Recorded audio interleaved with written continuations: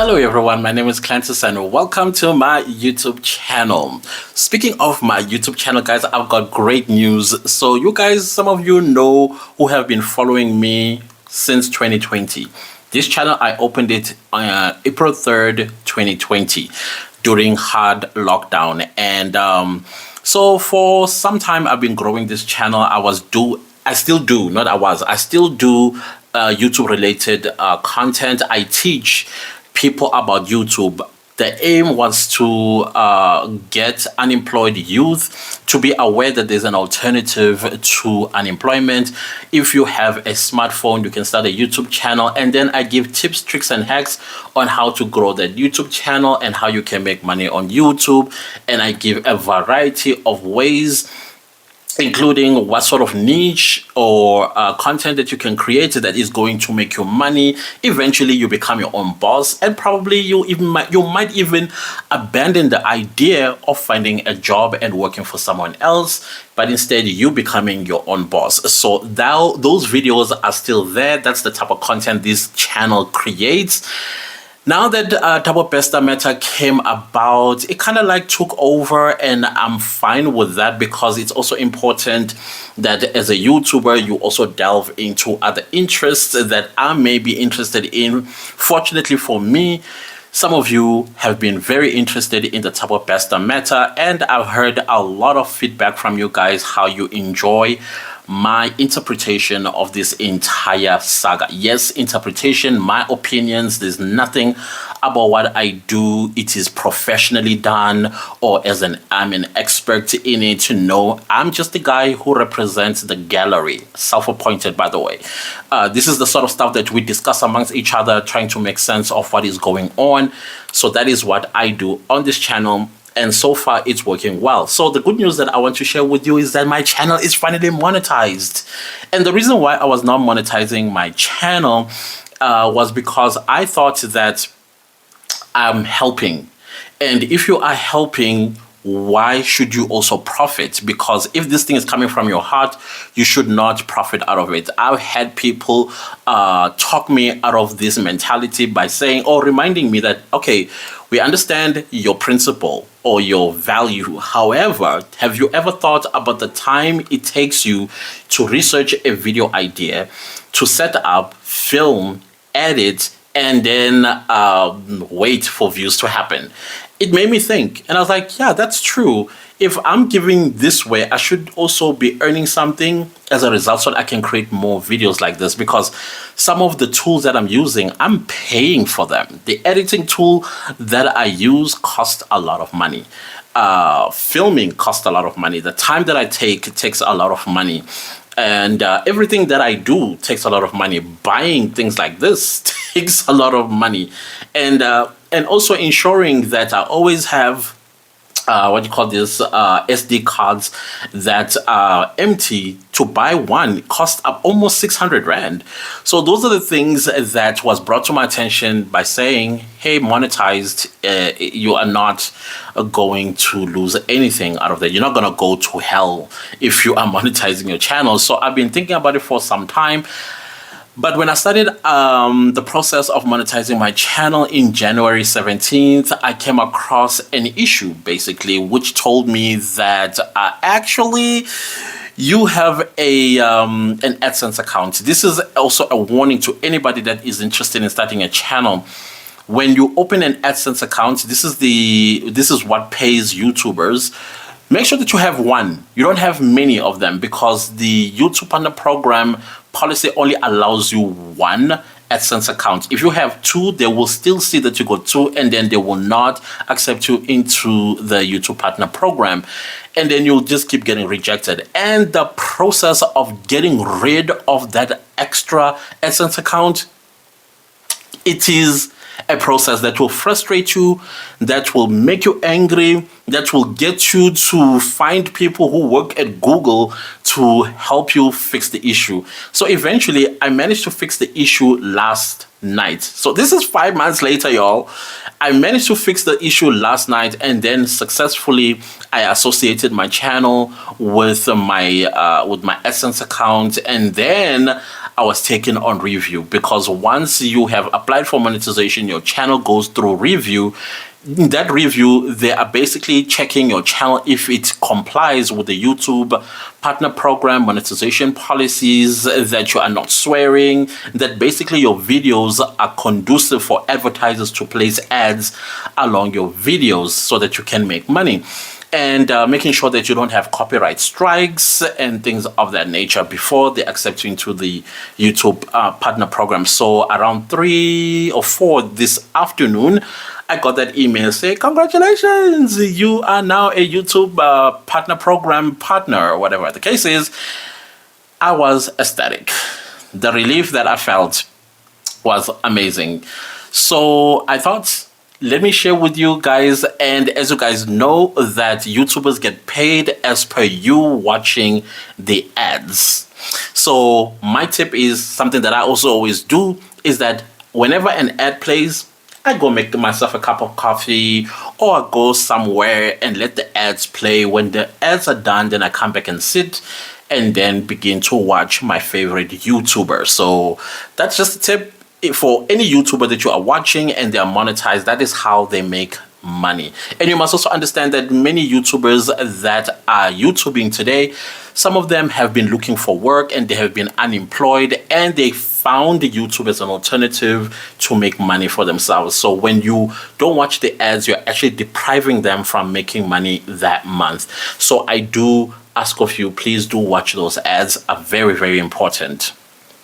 Oh yeah, I also turned on my super thanks. So if you want to say thank you for the hard work that you put in these videos, you can click on the super thanks and thank me, because without this, like I said, guys, I am paying subscriptions for so many things in order for you to get videos, and I'll appreciate that. Thank you so much.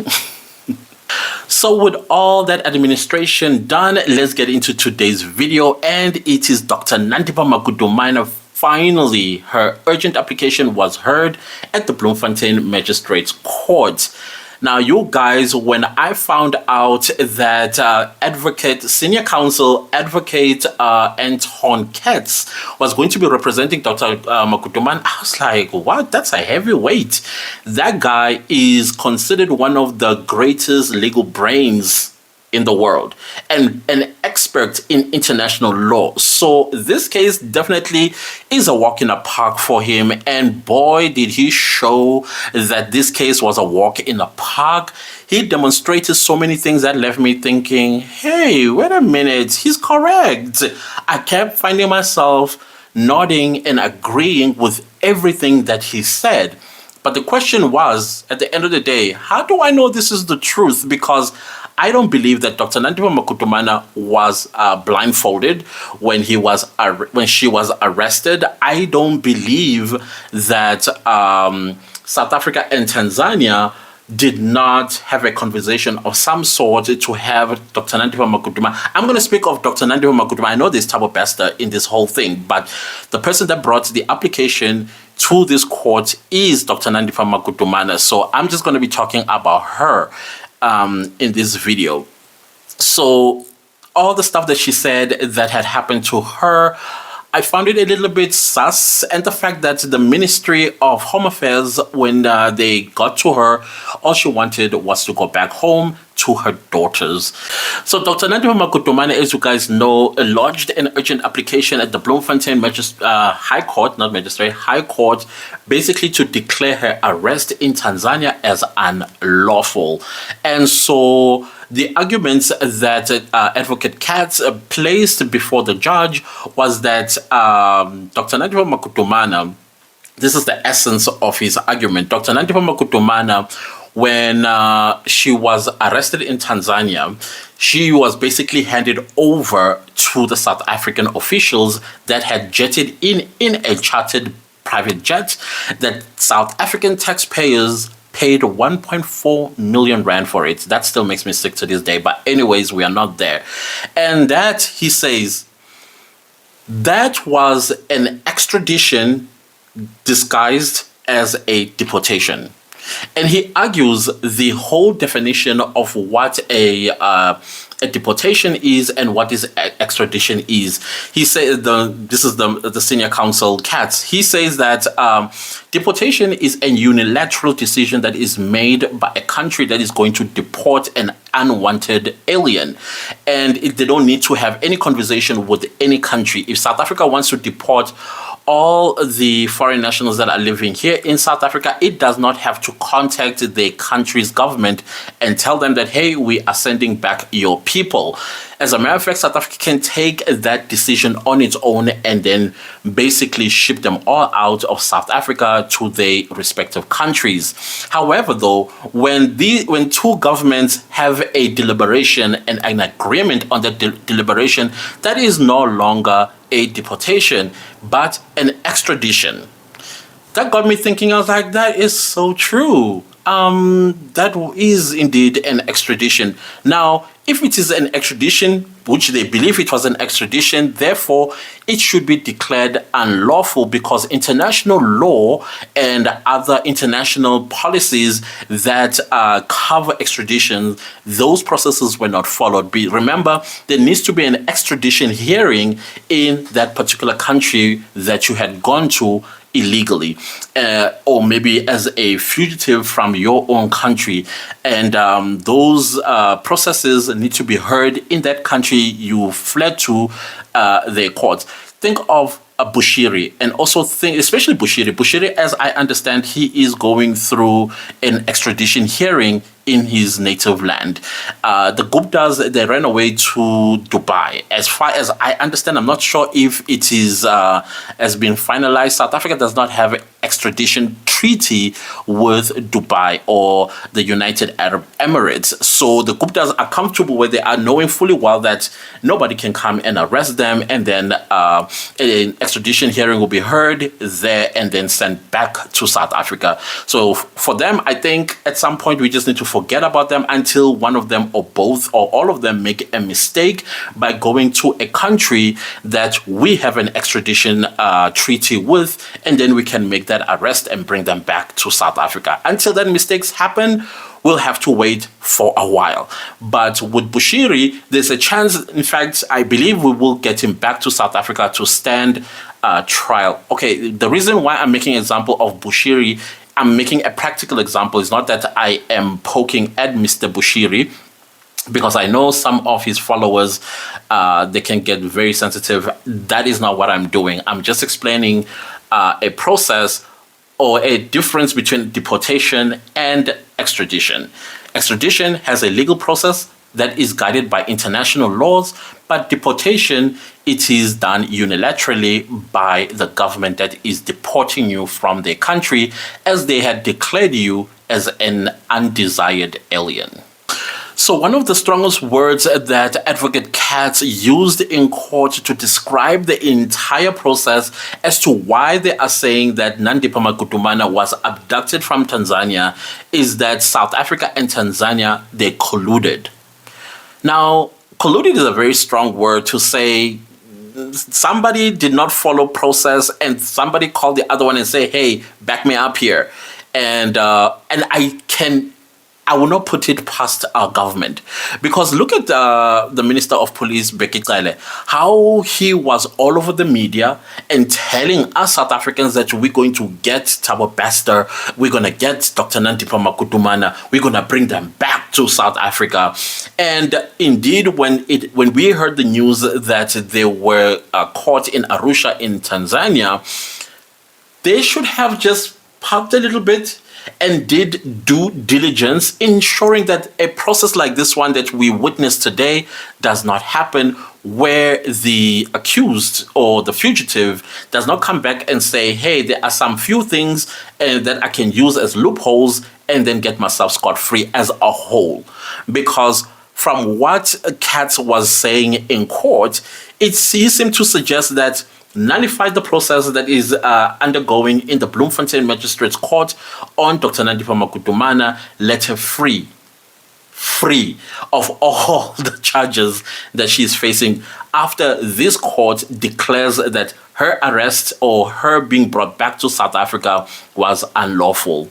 So just as I was busy pulling myself together after that submission, Katz goes and drops a bombshell and says, well, Tanzania, after it has identified unwanted aliens in their country, they would issue out a certificate of prohibition of an immigrant that is not needed, and basically giving them 3 days to leave the country. Katz says that Dr. Nandipha Magudumana was not given an opportunity to decide what her next step is, whether to flee to another country or whether to be defiant of that certificate or go back home. So he feels that he submitted to the court that she was not given that opportunity to make her own decisions as to what to do next after Tanzania had declared her as an undesired alien. So the other submission by Katz was the fact that in that chartered flight from South Africa to Tanzania, there were 8 police officers that had come to fetch and arrest Dr. Nandipha Magudumana.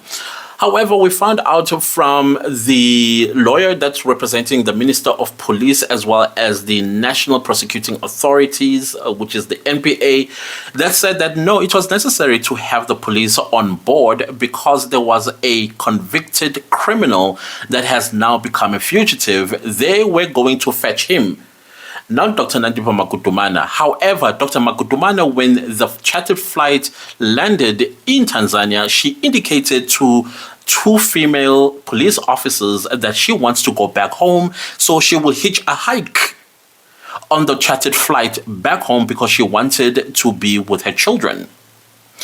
That to me was like,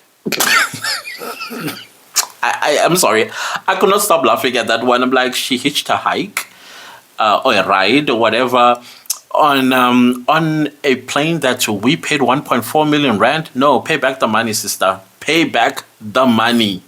Yeah, okay. We don't lift people for free in aeroplanes. No, we're not going to do that. And by the way, the Speaker of Parliament, remember she once brought somebody from Congo with one of our Sndf flights to South Africa? What happened with that? Just asking. You know, during a Katz argument, I couldn't help but find myself in a position where I was admitting that, oh my goodness, it's true. We kidnapped Dr. Nandipha Magudumana from Tanzania. Everything that Katz is presenting before the judge is making a lot of sense. And secondly, knowing our government, due process was not followed. And because they were able to collude and have some sort of PR cleaning in the replying papers, it weakened Dr. Nandipha Magudumana's application because as Advocate Katz was going on with his submissions to the court, it is where it started getting cracky for me. I was like, wait a minute. I believe what the advocate representing the Minister of Police as well as the MPA saying, as well as the advocate that was representing Dr. Aaron Motsoaledi, they made very compelling arguments that this is not a matter of interpretation. This is a matter of law. This is by the letter of law what the police did. They went to fetch Thabo Bester. He's a convicted felon, and he was on the run. And Dr. Nandipha Magudumana, the only time she was arrested was when she landed on the soils of South Africa at Lansera International Airport, not in Tanzania, because South African police does not have jurisdiction to arrest anybody in Tanzania. Apparently, the police needed to be present in that jet because they needed to do identity verification. I'm assuming this is the identity verification of Thabo Bester because the Tanzanian police did take fingerprints of both Dr. Nandipha Magudumana and Thabo Bester and send them back to South Africa for verification, and that is why they came to Tanzania to fetch Thabo Bester. Now, the police came to fetch Thabo Bester after they have identified him as Thabo Bester, the convicted criminal. And on the other side, Dr. Nandipha Magudumana, after the story broke of Thabo Bester having escaped, she was not charged yet. And so in her mind, she was still a person that was just traveling with her boyfriend to Tanzania where they were caught, and she was quite surprised to see when she was getting arrested, not even knowing why she's getting arrested, and then chatted back to South Africa. And therefore, that's why she feels that she was kidnapped. She feels that she was kidnapped in Tanzania, and she wants the court to declare her return to South Africa as unlawful. And Katz's submission to the court was that there was no need for the police to be on that jet. And there was also no need for the MPA to be on that jet, because that, to him, interprets into extradition, not deportation.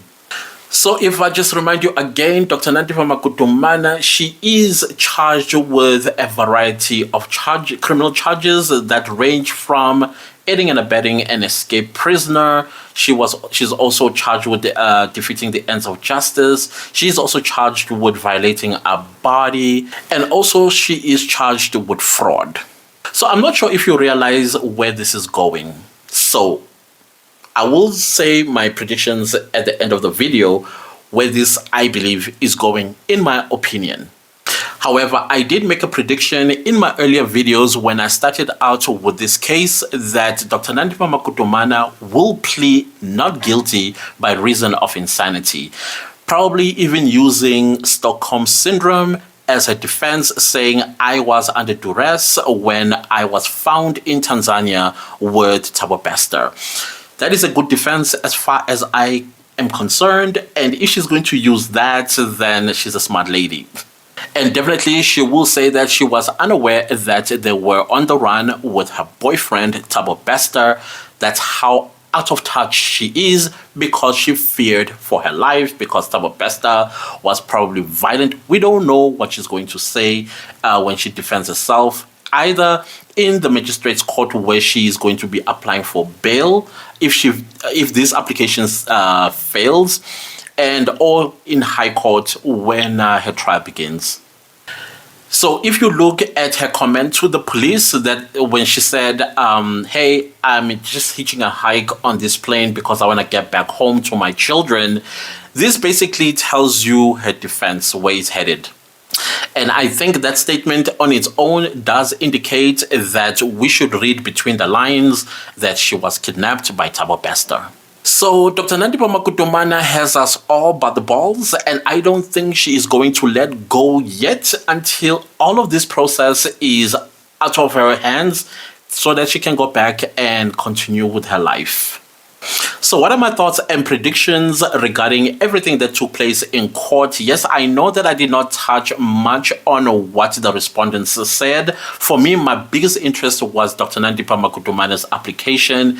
That is why I covered that, because of course everything that she said was disputed or rebutted by the respondents. So there was nothing much there. Even themselves, when they were submitting evidence, it was not, they did not take too long taking the court through the response. But because Dr. Nandipha Magudumana is the one that launched that application, of course, her lawyer will take longer in building his case or submitting or making his case to the court. So I've said this before, if Dr. Nandipha Magudumana's application does succeed, definitely all the charges against her will fall away, will all null and void. But if she is rearrested as a result of the judgment on Monday, then she is going to use this judgment to her advantage when she's applying for bail. Now remember, bail application, it looks at security, it looks at securing you that you are going to appear on your court dates and that you are not a flight risk. She will say, I'm not a flight risk, but this is if her application is successful. She will say, wait, I'm not a flight risk because the High Court did declare my arrest in Tanzania as unlawful. So I deserve to be granted bail. And of course, the magistrate's court, because the High Court is more influential to the lower courts, then it will take that decision to grant her bail. That will happen. Do I think she's going to win this urgent application? No, I don't, because at some point, this is when I started losing confidence in Katz's argument. When he started becoming offuscated, when he was starting to offuscate, basically, he was deliberately just speaking almost gibberish, if I may put it that way. And you can tell that he made his strong submissions in the beginning, like in the morning. But when he had to close his arguments, he was just all over the place. All over the place, he started pulling out precedents that were in Afrikaans. And he and I read Afrikaans in the same accent. Horrible.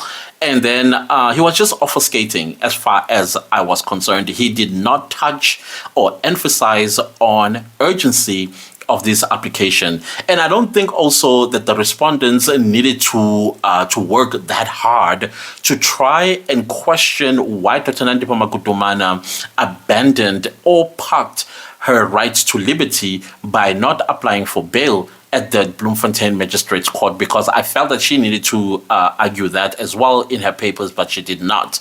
And she did not argue the fact, why did she go to Tanzania illegally? So Katz, when he did not touch on that, I was like, definitely you are losing this case, my friend. There is no way that the Bloemfontein High Court is going to rule in favor of Dr. Nandipha Magudumana. However, I must give it to Dr. Nandipha Magudumana by lodging this urgent application, because it's going to assist her in her criminal case. This part of the process is going to be part and parcel of her trial, and she's going to use a lot of stuff that we discussed here, because I think at some point during the judgment on Monday, the judge will also point out where the Minister of Police, the NPA, Home Affairs made their mistakes, and they could pull that in her defense. Remember, this is the High Court, and the High Court of Bloemfontein can influence that same court, I think it's going to be a different judge, to rule in favor of those remarks that the court is going to make on Monday. So I must give it to her. She's a smart lady. Definitely a smart lady. I know how you feel about her, but let's give credit where credit is due. She's a smart lady. She's even more smarter, in my opinion, that she brought in a heavyweight to be her defense lawyer. Sadly, if the court does rule in her favor, this judgment is going to cause a lot of pain, especially with the Bereng family, because they will never see the light of justice for Katlego Bereng, which is going to be very sad. But if her application is unsuccessful, then justice will definitely prevail, because we are going to see her face the full might of the law. Hopefully, she will also get convicted for a very long time imprisonment for what she has done. So I believe that we have a very long way to go, probably years on this matter. At some point, we're all going to lose interest anyway. When it keeps getting prolonged, because I still think she's going to be making more applications to prolong this this case. Also, especially when she's free on bail, she will want to enjoy her freedom, and she will do all that she can with every cent that they've got, 813 million rand, by the way, that she will spend on these lawyers to keep her free. So it's a very, very shaky ground that we are all walking on with this case, and they are still going to show us some flames as far as I can see, because Thabo Bester himself is coming, and Thabo Bester is going to use the very same application or version of the same application to question the state on some few things. So like I said, the judgment is set to be delivered on Monday, the 5th of June, 2023 at 10 a.m. And I will definitely be watching and see if my predictions have come to fruition. Like I said, I don't think Dr. Nandipha Magudumana is going to succeed with this one because she left out a lot of elephants in the room that she should have presented to the court as to why her arrest or her being brought back to South Africa was unlawful. Well, that is it with this video, guys. If you liked it, give it a like. If you did not like it, still give it a like. And don't forget to subscribe to my channel. And don't forget to click the bell notification after subscribing so that you get notified every time I upload a new video. And also share this video far and wide. Leave me a comment down below and let me know what you think of what happened today in court. Do you think Dr. Nandipha Magudumana is going to succeed with this application? Do you think she's going to walk scot-free? Let's see on Monday. And goodbye.